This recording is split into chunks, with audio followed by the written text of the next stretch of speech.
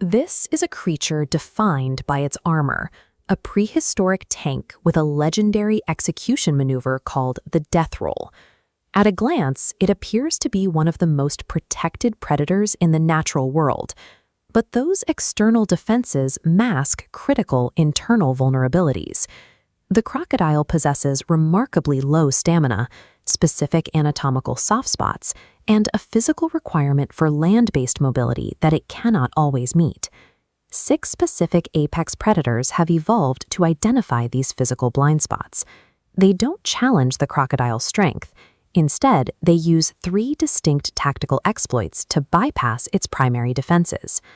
The crocodile operates as a highly restricted specialist. Every physical advantage it carries is paired with a built-in design flaw that its rivals are equipped to exploit. Our first exploit is brute force. The crocodile's back is protected by osteoderms, scales reinforced with bone. While formidable, this interlocking structure has a specific pressure threshold where it simply fails. The hippo provides the necessary weight to reach that threshold. With over 6,000 pounds of mass and a bite force of 1,800 psi, it is the direct physical counter to the reptile's armored shell. A charging hippo uses its weight to pin the crocodile against the riverbed, removing its ability to roll. Once immobilized, the hippo's 20-inch tusks can punch through the ribs, turning the crocodile's own rigid structure against it. In the open ocean, the saltwater crocodile encounters an even higher pressure threshold. The great white shark delivers a bite force of 4,000 psi, nearly double what the crocodile can produce. The shark uses a vertical ambush from deeper water. Its teeth are designed to bite, tear, and immediately disengage. Those serrated edges make armor irrelevant. Because the shark never stays in one place, the crocodile cannot gain leverage to retaliate. When faced with overwhelming mathematical force, the crocodile's armor stops being a shield and becomes a cage. It is trapped in a confrontation where its biology provides no viable escape. The second exploit is precision assassination. Rather than using raw power, predators like big cats use surgical strikes to target the tiny gaps where the armor is thinnest. A jaguar pounces directly onto the crocodile's back, using its weight to anchor itself and restrict the reptile's movement. By staying positioned high on the spine, it prevents the crocodile from rotating into a defensive roll.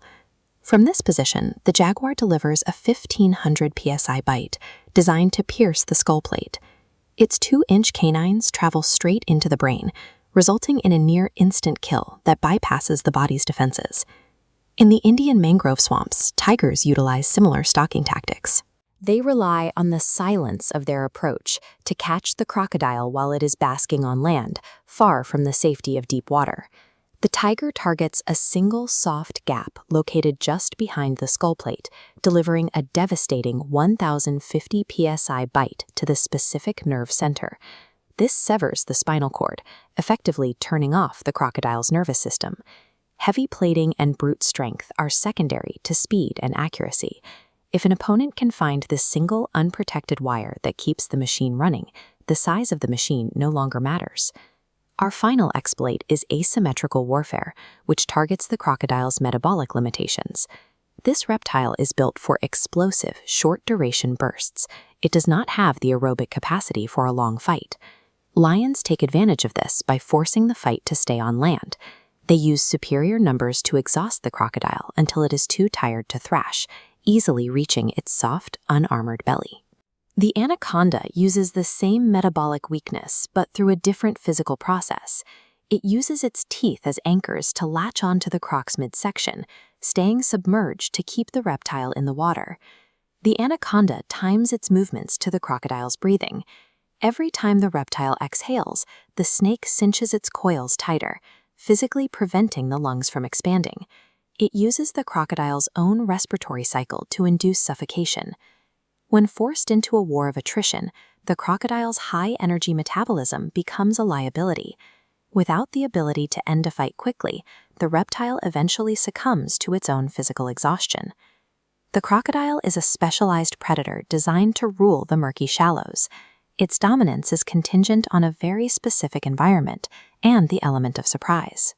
Outside of that habitat, its primary biological weapons, its thick armor, its powerful bite, and its explosive energy, they become far less effective against other specialists. This is a constant in the evolutionary arms race. For every defensive innovation a species develops, a counter-adaptation eventually emerges to neutralize it. A crocodile's survival for millions of years is the result of extreme specialization. But that same specialization ensures that for every defense the crocodile carries, there is a predator that knows exactly where it fails.